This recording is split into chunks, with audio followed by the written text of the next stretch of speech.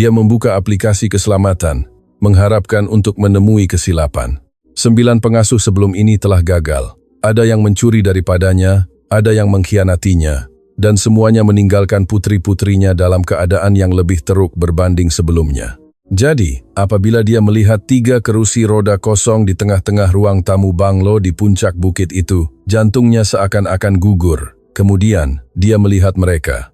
3 orang putrinya yang lumpuh sedang berdiri, melangkah, berjalan menuju ke arah tangan Siti Aisyah yang terdepa. Telepon bimbit Encik Kamal terlepas dari genggamannya. Belakangnya terhentak pada dinding dan lelaki yang menganggap kemustahilan sebagai keputusan muktamad itu, menyaksikan segala-galanya musnah di skrin teleponnya dari dalam rumahnya sendiri di Kuala Lumpur. 3 tahun yang lalu, Encik Kamal kehilangan segala-galanya yang bermakna. Istrinya, Yasmin, meninggal dunia semasa bersalin.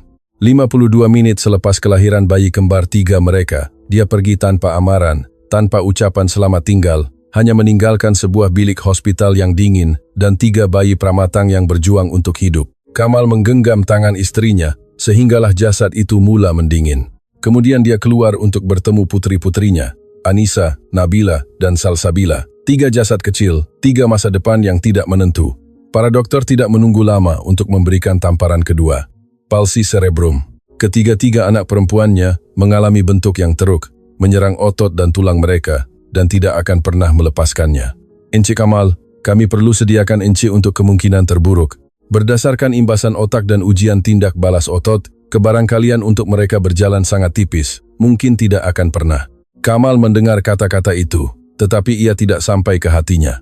Tidak pada masa itu, ketika pikirannya masih sibuk mengebumikan istrinya. Minggu demi minggu berlalu, kemudian berbulan-bulan, tetapi keadaan anak-anak perempuannya tidak bertambah baik. Mereka tidak mencapai sebarang tahap perkembangan. Mereka hanya duduk di kerusi roda, jasad-jasad kecil dengan pandangan kosong. Kamal mengupah ahli terapi terbaik yang boleh ditemui, membawa masuk pakar dari Singapura, membeli peralatan yang harganya lebih mahal daripada kebanyakan pangsapuri. Tiada apa yang berubah. Anak-anak perempuannya tidak berjalan. Mereka hampir tidak bergerak. Dan Kamal, bersendirian di rumah besarnya di Bukit Damansara, mula menerima kata-kata dokter. Putri-putrinya tidak akan pernah berdiri, tidak akan pernah berlari, tidak akan pernah berkejaran di Taman Tropika, seperti yang pernah dia bayangkan. Dia menanam harapan itu di sebelah pusara Yasmin. Kemudian datanglah para pengasuh. 9 orang dalam tempo 16 bulan. Yang pertama berhenti selepas 3 minggu. Katanya, menjaga anak-anak itu terlalu menyedihkan. Yang kedua, menghabiskan lebih banyak masa menghisap rokok di balkoni daripada bersama anak-anak. Kamal memecatnya serta-merta. Yang ketiga, kelihatan sempurna, sehinggalah dia mendapat tahu bahwa wanita itu menjual gambar peralatan perubatan putri-putrinya kepada sebuah majalah tabloid dengan harga 10.000. Selepas itu, sesuatu di dalam dirinya hancur. Seorang pengasuh mencuri ubat-ubatan dari rumah, seorang lagi mengakses akaun banknya dan menghilangkan diri. Setiap orang datang dengan senyuman dan pergi meninggalkan kepercayaan yang berkecai.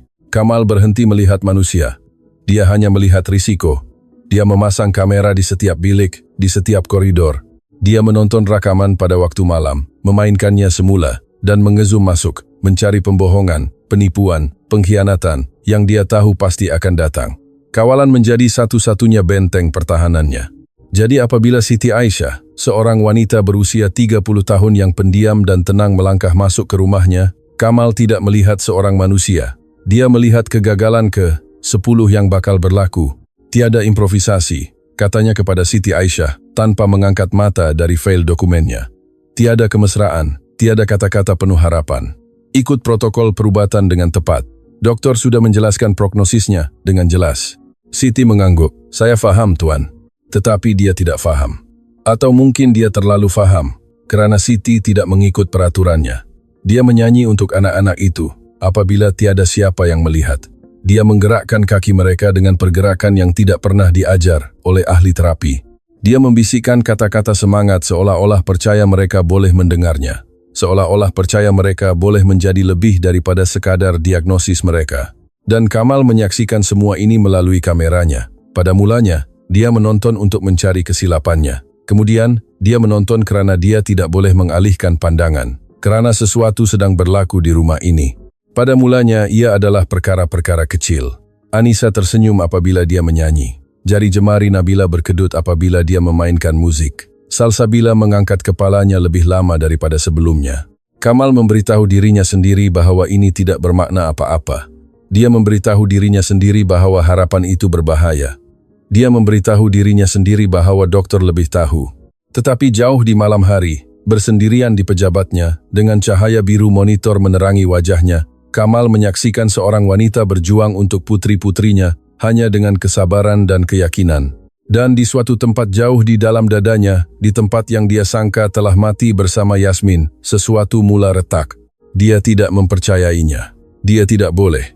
Kerana harapan, apabila Anda telah menanamnya begitu dalam, tidak datang membawa kelegaan. Ia terasa seperti satu perangkap. Bagi sesiapa yang pernah merasakan bahwa harapan itu terlalu berisiko, bahwa kepercayaan boleh menghancurkan Anda, inilah kisah untuk Anda. Kerana kadangkala, keajaiban tidak meminta izin. Ia hanya tiba.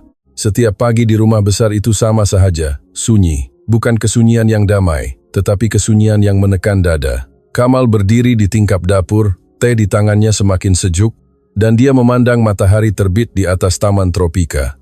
Tukang kebun sudah membersihkan daun-daun dari laluan pejalan kaki yang tidak lagi dilalui sesiapa. Pancutan air di tengah-tengah halaman sudah tidak berfungsi selama bertahun-tahun. Kamal selalu berniat untuk menelepon seseorang untuk membaikinya, tetapi tidak pernah dilakukannya. Di belakangnya, di sepanjang koridor panjang menuju ke sayap timur, dia mendengar dengungan perlahan kerusi roda bermotor. Juru rawat pagi sedang memindahkan salah seorang anak perempuannya, mungkin Nabila. Nabila suka duduk berdekatan tingkap di bilik terapi apabila cahaya pagi masuk dari sudut yang tepat. Kamal tidak menoleh. Dahulu, dia selalu menoleh. Pada awalnya, sejurus selepas pulang dari hospital, Kamal akan berlari ke setiap bunyi, setiap tangisan, setiap pergerakan sekecil apapun. Dia duduk berjam-jam di antara katil mereka, memerhatikan dada-dada kecil itu naik dan turun, takut jika dia berpaling, sesuatu yang buruk akan berlaku. Yasmin pasti boleh mengendalikan ini dengan lebih baik. Dia sangat inginkan anak, lebih daripada apapun di dunia. 7 tahun mencoba, 4 pusingan IVF. Dan apabila akhirnya dia hamil kembar 3, dia menangis selama 3 hari berturut-turut. Air mata kebahagiaan, seperti yang datang apabila apa yang sudah lama Anda inginkan, akhirnya menjadi kenyataan. Kamal teringat bilik bayi yang dihias oleh Yasmin. Dinding berwarna hijau pudina yang lembut, mural burung kenyalang dan haiwan hutan. 3 katil bayi disusun dalam bentuk separa bulatan supaya anak-anak perempuan mereka boleh melihat satu sama lain apabila bangun. Sekarang, bilik bayi itu kosong. Anak-anak perempuannya tidur di katil perubatan di bilik terapi. Rangka yang boleh laras, pagar keselamatan, monitor yang menjejaki pernafasan mereka pada waktu malam. Bilik hijau pudina dengan mural burung kenyalang itu telah bertukar menjadi stor untuk peralatan yang pernah mereka coba gunakan dan akhirnya ditinggalkan. Kamal menghirup tehnya yang sejuk dan mengerutkan dahi. Rumah ini terlalu besar, 25 bilik untuk seseorang yang hanya menggunakan 3. Pejabatnya, bilik tidur, dan dapur apabila dia teringat untuk makan. Semua yang lain terasa seperti museum, terjaga tetapi tanpa kehidupan. Dia membeli tempat ini untuk Yasmin. Dia mencintai seni Bina Melayu tradisional, ukiran kayu dari Terengganu, siling yang tinggi. Dia berkata, ini adalah rumah yang menyimpan cerita. Sekarang, satu-satunya cerita adalah yang Kamal putarkan dalam rakaman CCTV pada pukul 2 pagi. Dia meletakkan cawan teh di sinki dan berjalan ke pejabatnya. Koridor itu terbentang panjang dan malap. Dahulu, dinding-dinding ini dipenuhi dengan gambar keluarga. Yasmin yang berkeras. Rumah perlukan wajah, katanya. Kalau tidak, ia hanya sebuah bangunan. Kamal menurunkannya 8 bulan selepas Yasmin meninggal. Dia tidak tahan melihat senyumannya 20 kali sehari, tidak tahan melihat harapan di matanya. Cara Yasmin memandangnya seolah-olah dia boleh memperbaiki segala-galanya. Dia telah mengecewakan putri-putri mereka, melanggar semua janji yang dia buat di bilik hospital itu ketika dia menggenggam tangannya dan berkata dia akan menjaga mereka. Bingkai-bingkai itu meninggalkan garisan samar di dinding, hantu dari kehidupan yang hampir terwujud. Kamal membuka pintu pejabatnya dan duduk di mejanya. 3 monitor menyala di dinding, ruang tamu, koridor, bilik terapi. Di sana mereka berada, putri-putrinya. Anissa duduk di kerusi roda merah jambunya, merenung rak buku. Nabila berada di dekat tingkap, seperti yang Kamal duga. Mata Salsabila tertutup, jasad kecilnya tidak bergerak kecuali nafas yang perlahan. Siti bergerak di antara mereka, membetulkan selimut, menyusun mainan. Pergerakannya lambat dan berhati-hati, seolah-olah dia faham bahwa sesuatu yang rapuh tersimpan di dalam bilik ini. Kamal memandang tangannya. 9 pengasuh, 9 kegagalan, 9 alasan untuk percaya bahwa wanita ini tidak akan berbeza. Tetapi dia sudah berada di sini selama 4 minggu. Tiada aduan, tiada jalan pintas, tiada panggilan telepon yang tidak sepatutnya dibuat atau almari yang tidak sepatutnya dibuka, hanya konsistensi yang tenang. Kamal bersandar di kerusinya. Inilah yang paling meresahkannya. Siti mempunyai rutin. Setiap pagi, dia datang ke bilik terapi tepat pada masanya. Dia menyapa juru rawat malam, memeriksa catatan tidur anak-anak perempuannya. Kemudian, selama 10 menit pertama, dia hanya duduk bersama mereka.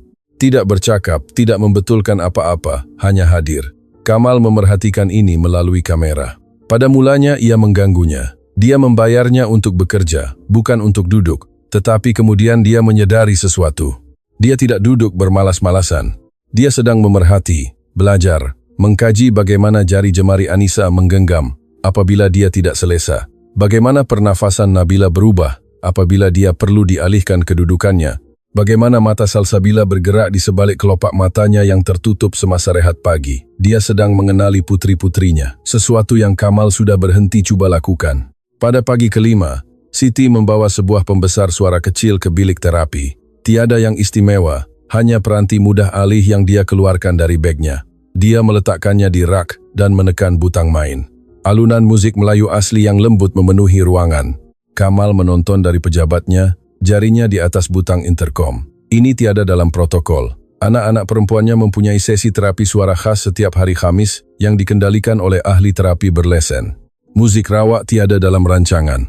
Tetapi dia tidak menekan butang itu, kerana Anissa memusingkan kepalanya. Perlahan, hanya beberapa darjah ke kanan, tetapi Kamal melihatnya dengan jelas di skrin. Putrinya, yang sebahagian besar hari merenung titik yang sama di dinding, berpaling ke arah bunyi. Siti juga perasan. Dia tidak membuat kecoh, tidak bertepuk tangan atau meraikan. Dia hanya tersenyum lembut dan menaikkan sedikit kelantangan suara. Jari jemari Nabila berkedut di tempat letak tangan. Kamal mencondongkan tubuh lebih dekat ke monitor. Siti melutut di sebelah kerusi roda Nabila. Pergerakannya perlahan dan terukur. Dia tidak terus menyentuhnya, hanya meletakkan dirinya dalam jarak pandangannya dan menunggu. "Adik suka?" tanyanya perlahan. "Ini lagu Melayu asli. Nenek saya selalu mainkan lagu ini setiap pagi Ahad." Nabila tidak menjawab, tetapi jari jemarinya berkedut lagi. Siti menghulurkan tangannya dan meletakkannya di sebelah tangan Nabila. Tidak menyentuh, tetapi cukup dekat agar dia dapat merasakan kehangatannya jika dia mahu. Dia kekal begitu untuk masa yang lama. Kamal menahan nafas. Bilakah kali terakhir dia duduk seperti itu bersama putri-putrinya? Bilakah kali terakhir dia hanya hadir tanpa sebarang agenda, tidak memeriksa monitor, tidak meneliti laporan terapi, tidak mengira berapa kos pakar terakhir? Dia tidak ingat. Pada hari itu, Kamal berjalan ke bilik terapi. Dia memberitahu dirinya sendiri bahwa dia perlu memeriksa peralatan, memastikan semuanya berfungsi dengan baik. Tetapi apabila dia sampai di pintu dan mendengar suara Siti di dalam, dia berhenti. Dia sedang membaca. Bukan panduan perubatan atau buku terapi, tetapi sebuah buku cerita kanak-kanak tentang seekor kunang-kunang yang ingin belajar menari. Semua orang memberitahunya, kunang-kunang tidak menari. Siti membaca dengan suara yang lembut dan jelas. Tetapi kunang-kunang kecil itu tidak mendengarkan. Dia berputar-putar di langit musim hujan setiap hari. Dan setiap hari dia berputar. Kamal mengintai melalui celah pintu. Anak-anak perempuannya berada di dalam kerusi roda mereka, dalam separa bulatan mengelilinginya. Dia duduk di atas lantai, bersila, buku terbuka di ribanya. Matanya bergerak antara halaman dan wajah mereka, memeriksa, membina hubungan. "Adakah dia berjaya menari?" tanyanya kepada mereka. "Apa pendapat kamu semua?" Senyap, tetapi mata Salsabila terbuka, tertumpu pada wajahnya. Kamal berundur dari pintu, ada perasaan aneh di dadanya, sesak dan lega pada masa yang sama. Dia kembali ke pejabatnya tanpa masuk ke bilik itu. Malam itu, semasa menonton rakaman, dia melihatnya membaca cerita itu 3 kali lagi. Dia menyaksikan bagaimana dia mengubah suaranya untuk watak yang berbeza, menyaksikan bagaimana dia berhenti untuk membiarkan kata-kata meresap, menyaksikan bagaimana putri-putrinya memandangnya. Sesuatu sedang berubah di rumah ini. Kamal merasakannya, dia cuma belum mempercayainya. Kamal tidak boleh berhenti menonton. Setiap malam selepas rumah itu tenggelam dalam kegelapan, dia akan duduk di pejabatnya, cahaya monitor melontarkan bayangan di wajahnya. Dia meyakinkan dirinya bahwa ini adalah langkah berjaga-jaga, satu tanggung jawab. Seorang bapa melindungi anak-anaknya daripada pengkhianatan, sekali lagi. Tetapi itu bukan lagi kebenaran. Dia menonton karena sesuatu sedang berlaku yang dia tidak fahami. Pada minggu keempat, Siti benar-benar berhenti mengikuti protokol. Ia bermula dengan perkara-perkara kecil, musik, cerita, perkara-perkara yang boleh dianggapnya sebagai tambahan yang tidak berbahaya kepada rutin. Tetapi kemudian ia berkembang. Suatu petang, Kamal memainkan rakaman sesi siang dan hampir tersedak teh suamnya. Siti sedang berbaring di atas lantai bersama Anissa. Dia memegang kaki-kaki kecilnya dan menggerakkannya perlahan-lahan, berirama, kiri, kanan, seolah-olah dia sedang berjalan. Seolah-olah ototnya mengingati sesuatu yang telah dilupakan oleh otaknya. Rahang Kamal mengeras. Ini tidak ada dalam mana-mana rancangan terapi. Tiada pakar yang pernah menetapkannya. Dia sedang berimprovisasi, melanggar semua peraturan yang telah ditetapkannya. Dia mencapai teleponnya untuk meneleponnya, untuk memecatnya, untuk menghentikan ini sebelum terlambat. Tetapi kemudian Anissa ketawa. Bukan ketawa yang kuat, tetapi bunyi yang perlahan, hampir tidak kedengaran seperti hembusan nafas. Tetapi Kamal mendengarnya melalui pembesar suara, dan tangannya membeku di atas telepon. Putrinya sedang ketawa. Bilakah kali terakhir dia mendengar bunyi itu? Kamal meletakkan teleponnya. Tangannya menggeletar ketika dia terus menonton. Kemudian Siti beralih kepada Nabila. Dia meletakkan sebuah patung wayang kulit kecil sedikit di luar jangkauannya di atas dulang yang terpasang pada kerusi rodanya. Terlalu jauh untuk dicapai tanpa usaha. "Mari, sayang," katanya perlahan. "Coba capai sikit." Tangan Nabila tetap diam. Siti menunggu dengan sabar, tidak tergesa-gesa. "Saya tahu awak boleh," bisiknya. "Saya percaya pada awak." Kamal merenung skrin, menahan nafas tanpa menyadarinya. Jari jemari Nabila berkedut, tangannya bergerak perlahan, menyakitkan. Perlahan-lahan, dia menggapai ke hadapan. Tapak tangan kecilnya bergerak menuju patung wayang kulit.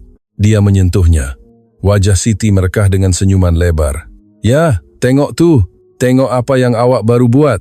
Jari jemari Nabila menggenggam mainan itu.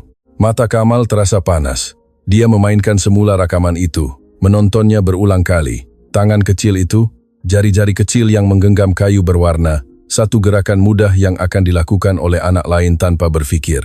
Tetapi putrinya baru sahaja melakukan perkara yang mustahil. Kamal menggosok wajahnya dengan kedua-dua belah tangan. Ini berbahaya, semua ini. Siti sedang memberi putri-putrinya harapan palsu, membuat mereka melakukan lebih daripada yang dikatakan dokter. Apabila dia gagal, dan dia pasti akan gagal, kekecewaan akan menghancurkan mereka, menghancurkannya. Dia mesti memecatnya esok, perkara pertama pada waktu pagi. Tetapi, bukannya menyusun surat penamatan, Kamal memainkan rakaman lain. Salsabila, yang paling kecil antara ketiga-tiganya, yang matanya tertutup hampir sepanjang hari.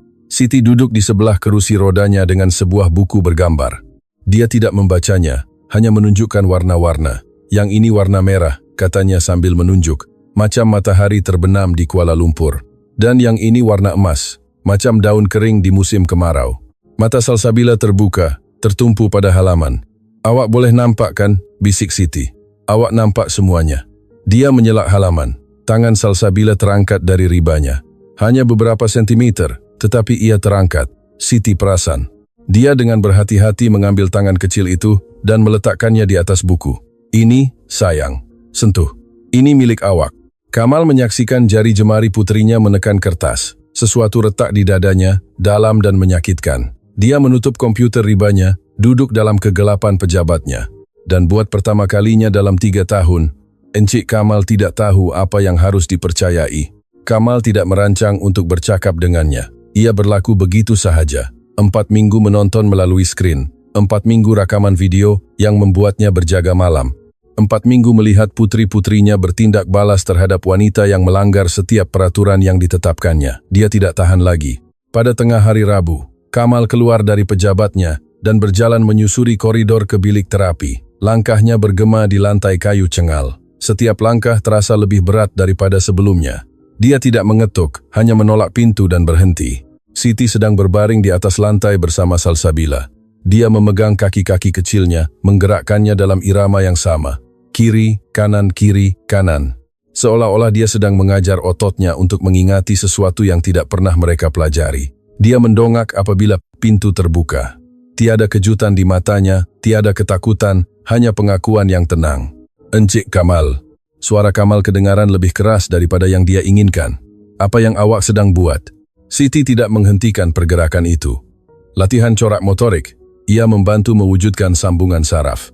"Ini tiada dalam protokol." "Tidak, Tuan, memang tiada." Kamal melangkah masuk ke dalam bilik. "Saya beri awak arahan yang khusus. Ikut pelan perubatan. Tiada improvisasi, tiada kaedah rawatan eksperimen." Siti dengan berhati-hati menurunkan kaki Salsabila dan berdiri. Dia mengelap tangannya pada seluarnya dan berpaling menghadapnya. Pelan perubatan mahu mereka duduk di kerusi roda sepanjang hari dengan rangsangan yang minimum. "Itu bukan rawatan, Encik Kamal. Itu sekadar penyelenggaraan." Rahang Kamal mengeras. "Doktor." Doktor memberi Encik prognosis berdasarkan statistik. Suara Siti tetap tenang, tetapi ada sesuatu yang kuat di bawahnya. Mereka melihat imbasan dan carta dan memberitahu Encik apa yang biasanya berlaku. Mereka tidak memberitahu Encik apa yang mungkin berlaku. Mereka pakar. Mereka telah melihat beratus-ratus case seperti ini. Adakah mereka melihat putri-putri Encik? Soalan itu tergantung di udara. Kamal merenungnya. "Maaf?" Siti mengeluh. "Anak-anak perempuan Encik bukan statistik, Encik Kamal. Mereka bukan kajian case atau titik data. Mereka kanak-kanak. Dan kanak-kanak berhak untuk dilihat sebagai diri mereka sendiri, bukan diagnosis mereka." Kamal merasakan bahang naik ke dadanya. "Awak fikir awak tahu lebih baik daripada dokter yang mengkaji perkara ini selama berpuluh-puluh tahun? Saya fikir saya tahu bahawa berputus asa terhadap seorang anak adalah satu-satunya perkara yang dijamin gagal." Senyap. Tangan Kamal menggeletar, entah kerana marah atau sesuatu yang lain. Dia tidak tahu. "Awak beri mereka harapan palsu," katanya perlahan. "Apabila ini tidak berhasil, dan ia tidak akan berhasil, mereka akan hancur." Siti memandangnya lama. Sesuatu berubah di matanya. Bukan belas kasihan, tetapi sesuatu yang lebih dalam. "Mereka berumur 2 tahun, Encik Kamal. Mereka tidak tahu apa itu harapan palsu. Mereka hanya tahu apa yang mereka rasakan. Dan sekarang, mereka merasakan seseorang percaya pada mereka." Dia berhenti sejenak, mungkin buat kali pertama. Kata-kata itu terasa seperti tamparan. Kamal membuka mulutnya, kemudian menutupnya semula. Siti berpaling kepada Salsabila, yang berada di kerusi rodanya. "Encik mengupah saya untuk menjaga mereka," katanya perlahan, tanpa memandang Kamal. "Itulah yang sedang saya lakukan." Dia menyambung semula pergerakan kaki itu dengan lembut, sabar, konsisten. Kamal berdiri di situ, menyaksikan bagaimana dia mengabaikannya. Fikirannya menjerit, "Pecat dia sekarang. Telepon agensi dan minta pengganti." Tetapi kakinya tidak bergerak. Kerana jauh di dalam, di tempat yang telah dia kunci, satu suara berbisik sesuatu yang dia tidak mahu dengar. Bagaimana jika dia betul? Kamal berpaling dan pergi. Dia tidak berkata apa-apa lagi, tetapi dia juga tidak memecatnya. Malam itu, Kamal tidak dapat tidur. Dia duduk di mejanya dengan surat penamatan perkhidmatan terbuka di komputer ribanya. Kursor berkelip-kelip di hujung ayat pertama. "Puan Siti Aisyah yang dihormati, dengan ini dimaklumkan bahawa perkhidmatan Anda tidak lagi diperlukan berkuat kuasa serta-merta." Dia telah menulis kata-kata ini 9 kali sebelum ini. Nama berbeza, hasil yang sama. Jari jemarinya tahu rentaknya. Type surat, telepon agensi, tanda tangan dokumen, teruskan. Tetapi hari ini, tangannya tidak mahu menurut. Kamal merenung skrin sehingga matanya sakit. Kemudian dia meminimumkan dokumen itu dan membuka rakaman CCTV. Rumah itu sunyi, lampu-lampu malap. Semua orang sepatutnya sudah tidur berjam-jam yang lalu. Tetapi kamera di bilik terapi menunjukkan cahaya lembut dari dalam. Siti masih di sana. Kamal mencondongkan tubuh lebih dekat ke monitor. Dia duduk di atas lantai di tengah-tengah bilik, bersila, dikelilingi oleh 3 kerusi roda yang disusun dalam separa bulatan. Lampu kecil di rak melemparkan bayangan hangat di wajahnya. Anak-anak perempuannya sepatutnya sudah berada di katil perubatan mereka. Juru rawat malam sepatutnya sudah memindahkan mereka sejam yang lalu. Tetapi mereka masih di sana, bersamanya. Siti tidak melakukan latihan, tidak mengikuti sebarang protokol. Dia hanya duduk bersama mereka, mendendangkan melodi. Kamal tidak mengenalinya, sesuatu yang lama dan lembut. Seperti lagu yang diwarisi turun-temurun. Kamal menaikkan kelantangan suara. Suaranya keluar dari pembesar suara, lembut dan jernih. Dia menghulurkan tangan dan menyentuh tangan Anissa yang tergeletak di tempat letak tangan. Tidak menggenggamnya, hanya meletakkan jari-jarinya di atasnya. "Awak buat dengan baik hari ini," bisiknya. "Saya sangat bangga dengan awak. Awak tahu tak, saya bangga dengan awak." Jari jemari Anissa sedikit menggenggam. Hanya pergerakan kecil, tetapi disengajakan. Kamal menahan nafas. Siti memegang tangannya lama, kemudian beralih kepada Nabila. Dia membetulkan selimutnya, menyelipkan hujungnya di sekeliling kaki-kaki kecilnya walaupun tidak perlu. Tangannya bergerak dengan kelembutan, dengan perhatian, seolah-olah Nabila diperbuat daripada sesuatu yang berharga. "Anak manis," bisiknya sambil menyapu rambut dari dahinya. "Awak jauh lebih kuat daripada yang orang sangka. Saya nampak. Walaupun mereka tak nampak, saya nampak." Mata Nabila tertutup, tetapi Kamal perasan pernafasannya berubah, lebih perlahan, lebih tenang, seperti seorang anak yang berasa selamat. Kemudian Siti berpaling kepada Salsabila, yang paling kecil, yang matanya tertutup hampir sepanjang hari, seolah-olah dunia ini terlalu besar untuk difahami. Siti mengangkat tangan kecilnya dan menekannya ke pipinya, menutup matanya. "Saya nampak awak," bisiknya. "Seluruh diri awak, setiap bahagian awak. Awak tak rosak, sayang. Awak cuma sedang menunggu, dan saya akan tunggu bersama awak, selama mana yang diperlukan." Air mata mengalir di pipinya. Kamal merenung skrin. Wanita ini, orang asing, duduk di rumahnya di tengah malam, menangis untuk putri-putrinya. Bercakap dengan mereka seolah-olah mereka faham, seolah-olah mereka penting, seolah-olah hidup mereka bermakna lebih daripada rekod perubatan dan carta terapi. Bilakah kali terakhir dia melakukan itu? Bilakah kali terakhir dia hanya duduk bersama mereka? Bukan sebagai bapa yang bimbang mengira perbelanjaan, bukan sebagai lelaki yang mengkaji laporan terapi, hanya sebagai ayah mereka, hanya hadir. Dia tidak ingat. Kesadaran itu menghantam dadanya seperti tumbukan. Kamal perlahan-lahan menutup komputer ribanya. Surat penamatan itu terbiar, belum selesai, ditetingkap, menunggu. Dia sepatutnya menghantarnya. Logik menuntutnya. Siti berbahaya. Dia memberi putri-putrinya harapan yang akan menghancurkan mereka. Dia mencabar dokter yang telah mengkaji keadaan ini selama berpuluh-puluh tahun. Dia melanggar setiap peraturan yang ditetapkannya untuk melindungi keluarganya. Tetapi suara lain berkata, "Lebih perlahan, lebih dalam. Bagaimana jika dia melihat apa yang kamu berhenti cari?"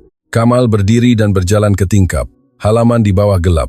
Cahaya bulan memantul dari pokok-pokok renek yang tidak terurus. Dia teringat Yasmin. Apa yang akan dikatakannya jika dia dapat melihatnya sekarang? Melihat siapa dirinya sekarang?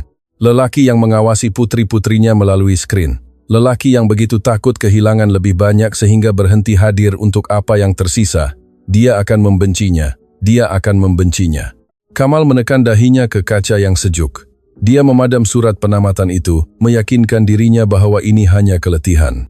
Mencari pengasuh lain bermakna kertas kerja, pemeriksaan latar belakang, temu duga. Dia tidak mempunyai tenaga. Tetapi semasa menaiki tangga ke bilik tidurnya yang kosong, dia mendengar dendangan perlahan dari bilik terapi di bawah. Siti masih menyanyi untuk putri-putrinya. Dan Kamal menyadari kebenaran yang dielakkannya. Dia mengekalkannya bukan karena memecatnya tidak selesa. Dia mengekalkannya karena dia adalah satu-satunya orang dalam 3 tahun yang tidak berputus asa terhadap anak-anak perempuannya. Dan di suatu tempat jauh di dalam, dia perlu melihat apa yang berlaku apabila seseorang enggan menerima kemustahilan, walaupun ia menghancurkannya. Pada minggu kelima, Kamal berhenti berpura-pura bahwa dia tidak obses. Setiap malam selepas rumah itu tenggelam dalam kegelapan, dia duduk di pejabatnya dan memutarkan rakaman berjam-jam. Mempercepatkan koridor kosong, berhenti pada saat-saat yang membuat jantungnya berdebar, memutarkan semula adegan yang perlu dilihatnya berulang kali. Siti sedang mengubah bilik terapi. Mula-mula, perkara-perkara kecil. Dia mengalihkan kerusi roda lebih dekat antara satu sama lain, supaya anak-anak perempuan itu boleh saling melihat. Menggantikan selimut putih steril dengan yang berwarna-warni, yang dibawanya dari rumah. Meletakkan 2 pokok hidup berhampiran tingkap. Katanya, anak-anak itu perlu melihat sesuatu tumbuh. Kamal tidak menghentikannya. Dia sepatutnya melakukannya ini, tidak ada dalam protokol, tetapi menyaksikan bilik itu berubah dari dingin dan steril, menjadi hangat dan hidup mempengaruhinya dengan cara yang tidak dapat dijelaskan. Kemudian perubahan sebenar bermula. Pada petang Jumat, ahli fisioterapi berlesen datang untuk sesi mingguan dengan anak-anak perempuan itu.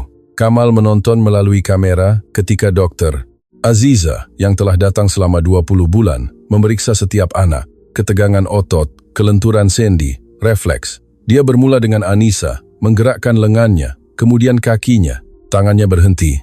Dia mengulanginya lagi. Kamal mencondongkan tubuh ke skrin. Dr. Azizah mendongak dan memanggil Siti. Mereka bercakap perlahan, kepala mereka berdekatan. Kamal tidak dapat mendengar kata-kata dengan jelas, tetapi dia menangkap serpihan, peningkatan ketara pada ketegangan otot. Ini luar biasa. Latihan apa sebenarnya? Siti menjelaskan sesuatu, menggerakkan tangannya. Dr. Azizah mengangguk perlahan, mencatat sesuatu di buku catatannya. Kemudian dia beralih kepada Nabila dan Salsabila, memeriksa mereka dengan perhatian yang baru. Apabila dia pergi sejam kemudian, dia berhenti di pintu, menoleh ke arah anak-anak perempuan itu, kemudian ke arah Siti. "Teruskan apa yang awak lakukan," katanya. "Saya akan menyesuaikan protokol rasmi untuk memasukkan kaedah awak." Kamal bersandar di kerusinya. Jantungnya berdegup kencang. Sepanjang malam itu, dia tidak hanya menonton rakaman semasa. Dia kembali, hari demi hari, minggu demi minggu. Dia menyaksikan Siti di atas lantai bersama Nabila, menggerakkan kakinya berulang kali, meniru langkah, gerakan yang sama, irama yang sama. Sabar, tenang, tidak pernah kecewa, tidak pernah menyerah.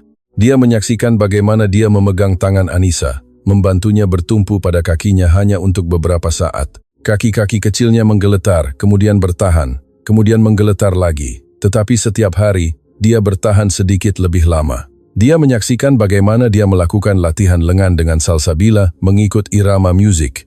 Anggota tubuh kecilnya bergerak, mula-mula lambat, kemudian lebih lancar, lebih terkawal. Kamal memutarkan rakaman dari minggu pertama kedatangannya. Anak-anak perempuan itu duduk diam di kerusi roda mereka, terpisah, terasing. Kemudian rakaman dari semalam. Anissa mencapai mainan di dulangnya. Nabila mengetuk-ngetuk kakinya mengikut irama musik. Salsabila memegang kepalanya tegak, matanya mengikuti Siti ketika dia bergerak di dalam bilik. Perbezaannya tidak dapat dinafikan. Tangan Kamal menggeletar di papan kekunci. Dia membuka tetingkap pelayar baru dan menaip neuroplasticity pada kanak-kanak dengan palsi cerebrum. Skrin dipenuhi dengan artikel, jurnal perubatan, kajian case. Kertas-kertas saintifik dari universiti yang dikenalinya. Dia mengklik yang pertama. Intervensi awal dalam case palsi cerebrum pediatrik menunjukkan hasil yang luar biasa dalam pembangunan laluan saraf. Dia mengklik yang lain. Latihan corak motorik berulang boleh merangsang otak untuk membentuk sambungan baru, memintas kawasan yang rosak, dan satu lagi. Otak bayi dan kanak-kanak kecil menunjukkan keplastikan yang luar biasa. Melalui intervensi yang konsisten dan terarah, kanak-kanak dengan palsi cerebrum telah mencapai hasil mobility yang jauh melampaui prognosis awal. Kamal membaca sehingga matanya terasa panas. Kata-kata menjadi kabur. Masa berlalu tanpa disedari sehingga jam 3 pagi dan rumah itu tenggelam dalam keheningan. Segala yang dikatakan Siti sambungan saraf, keupayaan otak untuk membaiki dirinya, kepentingan intervensi awal semuanya tertulis hitam putih, diterbitkan dalam jurnal perubatan yang dihormati. Dan dia tidak pernah membacanya selama 3 tahun. Dia mempercayai kata-kata dokter pertama itu secara membuta tuli, menerima hukuman mereka seperti hukuman mati, berhenti menyelidik, berhenti bertanya, berhenti berharap. Kamal menutup komputer ribanya dan duduk dalam kegelapan. Putri-putrinya sedang pulih, benar-benar pulih. Melakukan perkara-perkara yang dikatakan oleh pakar pertama tidak akan pernah dapat mereka lakukan. Dan dia hampir memecat wanita yang bertanggung jawab untuk itu. 2 kali. Dia terasa mual. Selama 3 tahun, dia melaburkan uang untuk mengekalkan kesehatan putri-putrinya. Kerusi roda yang mahal, peralatan perubatan, juru rawat untuk membuat mereka selesa dalam diagnosis mereka. Tetapi dia tidak pernah berjuang untuk sesuatu yang lebih. Siti berada di sini selama 5 minggu, dengan gaji beberapa ribu sebulan, dan dia mencapai apa yang tidak dapat dicapai oleh jutaan ringgitnya, karena dia percaya. Dan dia telah berhenti percaya pada hari Yasmin meninggal dunia. Mata Kamal terasa panas, tekaknya tersekat. Malu. Itulah perasaan ini. Rasa malu yang mendalam dan menghancurkan. Dia telah mengecewakan putri-putrinya, bukan karena kurang menyayangi mereka, tetapi karena kurang berharap pada mereka. Karena menerima kekalahan sebelum pertempuran bermula. Yasmin tidak akan pernah menerima ini. Dia akan membaca setiap jurnal saintifik, berunding dengan setiap pakar, mencoba setiap kaedah. Dia akan berjuang dengan seluruh kekuatannya. Tetapi Yasmin telah tiada, dan Kamal menanam perjuangannya bersamanya. sehinggalah Siti melangkah masuk ke pintunya dan menunjukkan kepadanya apa yang telah dilupakannya, bahwa menyerah adalah pilihan, dan dia telah memilihnya setiap hari. Kamal tidak tidur malam itu, atau malam berikutnya. Dia merayau-rayau di rumah seperti hantu, melalui bilik-bilik yang sudah bertahun-tahun tidak dimasukinya. Ruang makan utama di mana dia dan Yasmin merancang untuk mengadakan jamuan hari raya. Taman dalaman di mana dia ingin bermain piano sementara anak-anak perempuan mereka menari. Bilik bayi dengan dinding hijau pudina dan mural burung kenyalang yang dilukisnya sendiri. Dia membuka pintu buat pertama kalinya dalam 20 bulan. Semuanya dilitupi habuk. 3 katil bayi masih berdiri dalam separa bulatan. Di atasnya, mainan gantung bintang dan bulan sabit tergantung tidak bergerak. Di sudut, berdiri kerusi goyang Yasmin dengan selimut terlipat di sandarannya. Kamal berdiri di ambang pintu, tidak mampu masuk. Ini sepatutnya menjadi kehidupan mereka. Dia menutup pintu dan pergi. Pagi Sabtu, dia tidak masuk ke pejabatnya sama sekali. Sebaliknya, dia duduk di koridor berhampiran bilik terapi, bersandar ke dinding dan mendengar. Siti berada di dalam bersama anak-anak perempuan itu. Dia mendengar suaranya melalui pintu. Macam tu Anissa, macam tu. Tengok, kaki awak tahu apa yang perlu dibuat. Kita cuma perlu ingatkan mereka. Kamal menutup matanya. Nabila, sayang, tengok awak. Awak pegang patung tu kuat-kuat. Awak sangat kuat. Tekaknya sakit. Salsabila, anak manis. Awak sedang memerhatikan kakak-kakak awak. Awak sedang belajar kan, menyerap semuanya. Kamal menekan tapak tangannya ke matanya. Apa yang telah dia lakukan? Selama 3 tahun dia bersembunyi di sebalik skrin dan hamparan data. Dia membayar orang untuk menyayangi putri-putrinya karena dia sendiri terlalu hancur untuk melakukannya.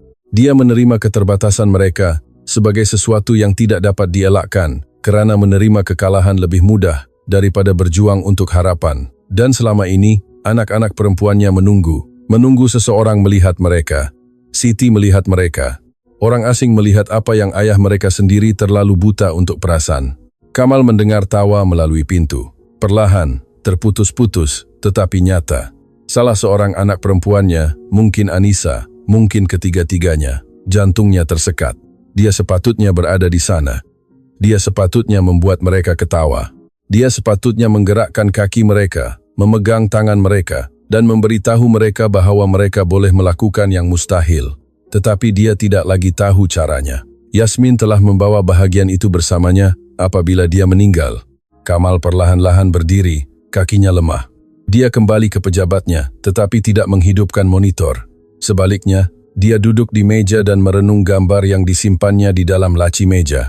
Yasmin, pada bulan ke-8 kehamilannya, berseri-seri, tangannya di perutnya, dan dia memandang kamera dengan harapan yang menyakitkan untuk dilihat. Maafkan saya, bisik Kamal. Maaf kerana berputus asa. Maaf kerana bersembunyi. Maaf kerana membiarkan ketakutan menang. Dia meletakkan gambar itu kembali dan membuka komputer ribanya. Kali ini bukan untuk menonton video. Dia mencari pakar neurologi pediatrik, pakar intervensi awal, ahli terapi yang percaya pada neuroplasticity. Dia membuat senarai nama, nomor telepon, alamat email. Jika Siti boleh melakukan begitu banyak dalam 5 minggu hanya dengan keyakinan dan konsistensi, apa yang boleh berlaku dengan sokongan sebenar, sumber sebenar, keyakinan sebenar? Kamal merenung senarai itu. Buat pertama kalinya dalam 3 tahun, dia merasakan sesuatu bergerak di dadanya. Bukan sepenuhnya harapan, tetapi sesuatu yang mendekatinya. Sesuatu seperti kemungkinan. Dia menutup komputer ribanya dan berdiri. Sudah hampir petang, hampir waktu rehat anak-anak perempuan itu. Hampir masanya. Kamal mengeluh. Dia belum bersedia memasuki bilik itu, belum bersedia menghadapi siapa dirinya sekarang, atau siapa yang gagal diwujudkannya. Tetapi, mungkin esok dia akan coba. Dia tidak tahu bahwa esok akan mengubah segalanya. Bahwa dalam masa kurang dari 24 jam, dia akan membuka teleponnya dan menyaksikan sesuatu yang akan membuatnya jatuh berlutut. Dia tidak merasakan bahwa seluruh dunianya akan runtuh dan menyusun semula dirinya dalam sekelip mata. Tetapi buat masa ini, Kamal duduk di pejabatnya yang sunyi, memelihara benih kecil keyakinan. Sementara di suatu tempat di hujung koridor, Siti sedang mengajar putri-putrinya berjalan. Petang Sabtu, Kamal duduk di pejabatnya dengan komputer riba terbuka, meneliti laporan suku tahunan syarikatnya. Angka-angka di skrin kabur. Dia tidak dapat menumpukan perhatian. Pikirannya terus kembali ke bilik terapi. Sudah hampir pukul 3. Siti sepatutnya sudah menyelesaikan senaman petang untuk anak-anak perempuan itu. Dia sudah menonton program ini begitu kerap sehingga dia menghafalnya.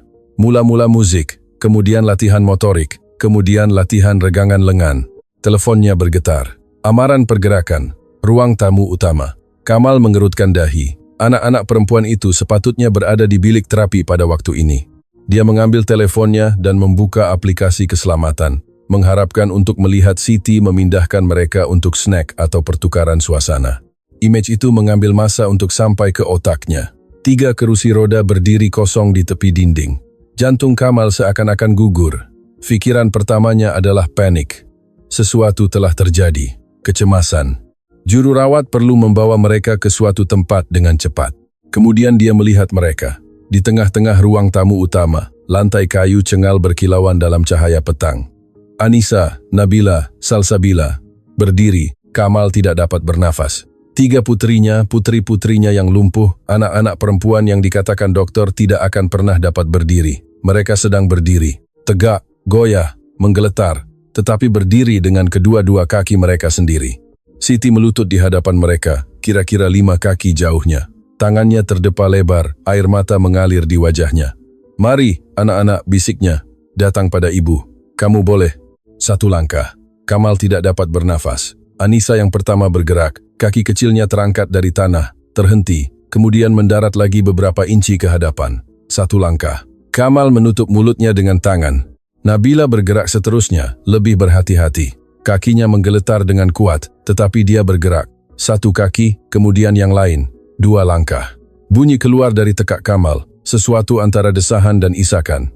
Salsabila, yang paling kecil, yang matanya selalu tertutup. Dia berdiri di situ, menggeletar, lengannya terentang untuk keseimbangan. Siti menghulurkan tangan kepadanya. "Awak boleh, sayang. Ibu di sini." Kaki Salsabila terangkat, turun, terangkat lagi. 1 lagi langkah, 3 langkah. Kamal menyaksikan putri bongsunya berjalan menuju ke tangan Siti yang terdepa. Telepon itu terlepas dari jari jemarinya, menghentam meja dengan kuat, tetapi dia tidak mendengarnya. Lututnya lemah. Kamal terjelepok dari kerusinya, belakangnya bergeser dengan meja sehingga dia terduduk di lantai, kakinya tidak dapat menampungnya. Di atas lantai, skrin telepon menghadap ke bawah, tetapi masih memainkannya. Dia mendengar suara Siti. Ya Allah, ya, tengoklah kamu. Tengok apa yang kamu buat." Anak-anak perempuan itu sampai kepadanya. Dia memeluk ketiga-tiganya, menekan mereka ke dadanya, dan menangis tanpa terkawal. "Ibu tahu," tangisnya. "Ibu tahu kamu boleh. Ibu tahu."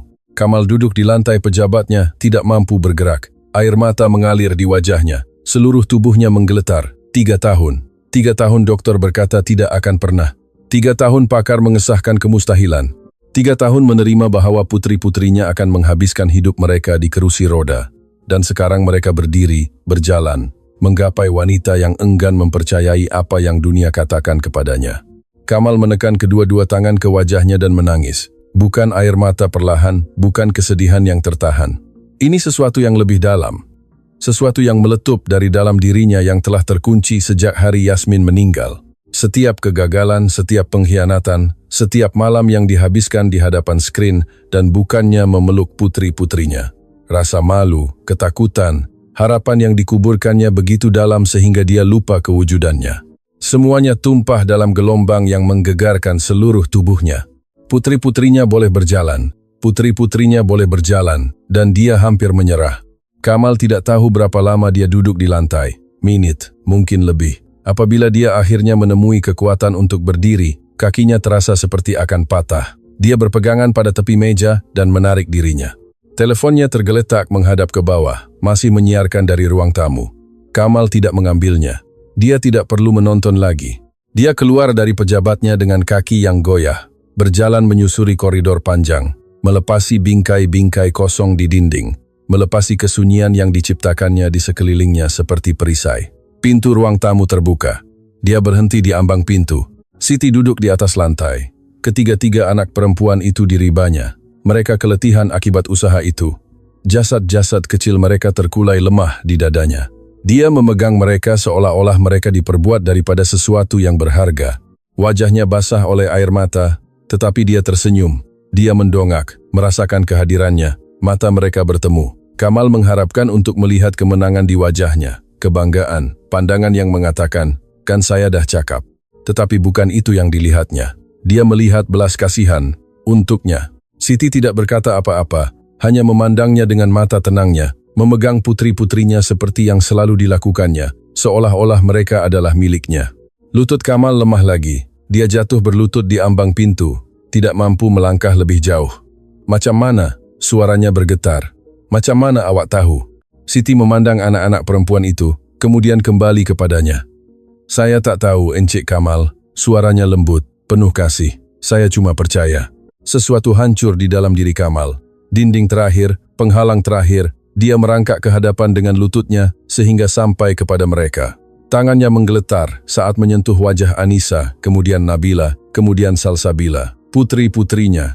Selama 3 tahun dia mengawasi mereka melalui skrin, menyayangi mereka dari jauh, menjaga hatinya terkunci karena kehilangan lebih banyak akan membunuhnya. Tetapi mereka ada di sini, hidup, berjuang, tumbuh, dan dia hampir terlepas. Kamal memeluk ketiga-tiga anak perempuan itu, menekan wajahnya ke kepala-kepala kecil mereka, menghidu bau mereka. Maafkan ayah, bisiknya. Ayah minta maaf sangat-sangat. Dia mengatakannya berulang kali. Permintaan maaf untuk setiap hari yang dihabiskan bersembunyi, setiap malam ketika dia memilih ketakutan daripada keyakinan, setiap saat ketika dia membiarkan kesedihan merampas ayah mereka daripada mereka.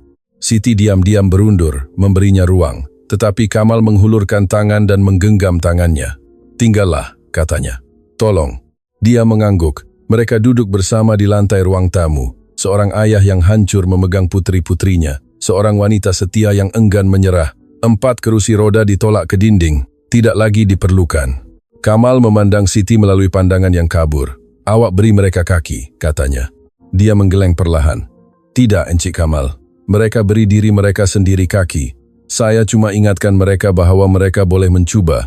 Kamal menutup matanya. Yasmin pasti akan menyayangi wanita ini. Yasmin pasti akan sangat menyukai saat ini. Dan di suatu tempat, dia percaya, Yasmin sedang memerhati. Cahaya siang masuk melalui tingkap, melemparkan bayangan panjang di lantai. Rumah ini terasa berbeza sekarang. Tidak kosong, tidak terbiar, hidup. Kamal memeluk putri-putrinya lebih erat dan membiarkan dirinya merasakan apa yang telah dilupakannya. Harapan. Bukan harapan yang rapuh, bukan harapan yang berhati-hati. Harapan yang nyata, yang berbaloi dengan segalanya dan membawa lebih banyak lagi.